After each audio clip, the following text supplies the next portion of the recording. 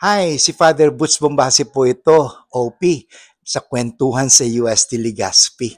Ngayon, kakausapin po natin at papakwentuhan po natin ang isang estudyante ng UST Legazpi. Ang pangalan ay Si Michael Tristan A. Pailado po from the Bachelor of Arts in Philosophy ng Case Department, Father. Michael. Yes. Taga saan ka, Michael? Taga Naga City po, Father. Taga Naga ka. Yes po. Okay, kay Manwa. Yes, Father. Kababayan ko. Paisano. Ibig Sana sabihin, taga Camarines Sur din kasi ako. Anyway, Michael, ganito. Magtatapos ka na ngayon. Yes, Father. So, graduating ka na. Yes po, ngayon pong special term. Okay, Bessel, very good. Congratulations. Thank you, Father. So, ngayon, ano ba ang masasabi mo na nahubog ka? Ano ba ang babaunin mo? Kwentuhan mo kami, parang yung mga nakikinig sa atin, nanonood sa atin, ma-inspire din na pumasok sa UST Legazpi kasi kakaiba ang UST Legazpi, ano? So ano ba ang baon mo? Ano ba ang napulot mo, in other words? Ano ba pala napulot mo at babaunin mo? Yes, Father. Siguro, Father, yung sa ating core values na in the life of truth and love out of gratitude.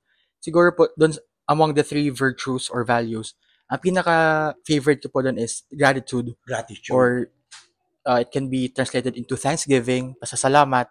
So sabi niya na, Father, if you are no longer left with something, kung wala ka na sa buhay, or if you're so happy with your life, your heart, yung sabi, Father, ni Jesus Christ, from the abundance of the heart, the mouth speaks. So if you're no longer left with something, ang masasabi na lang puso mo ay pasasalamat. Salamat. So that is what I'm grateful for UST Legazpi for teaching me these values of truth and life out of gratitude.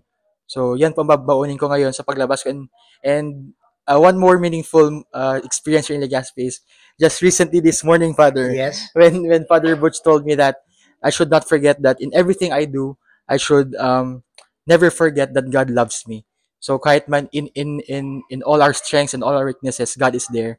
So yun, Father. Thank you for that advice. Alam mo, Michael, lahat ng mga sinisignaturean ko at the same time humihingi sa akin kasi ng tulad yung yung tawag yan, yung clearance na yan, kahit empleyado man yan, naaalis, o halimbawa, estudyante, ang sinasabi ko lang lagi ito, isa lang, kalimutan mo ng lahat ng bagay, wag lang kakalimutan isang bagay nito.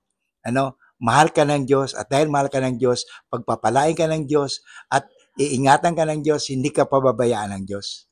Kaya, yung sinabi ko sa iyo, sa buhay mo lagi yan. Yes, Kasi sabi ko nga sa mga classmates mo siguro, o mga estudyante mo rin, kasama si estudyante, sa buhay natin dito, importante dasal, aral, at mabuting asal. Itong tatlong bagay na ito, huwag mong kakalimutan. Kaya nagpapasalamat din ako sa iyo, Michael. Yes, Father. Okay? Thank you so much. Congratulations Thank and you, God Father. bless you, Yes, ha? thank you, Father. Okay, thank you. Thank you po.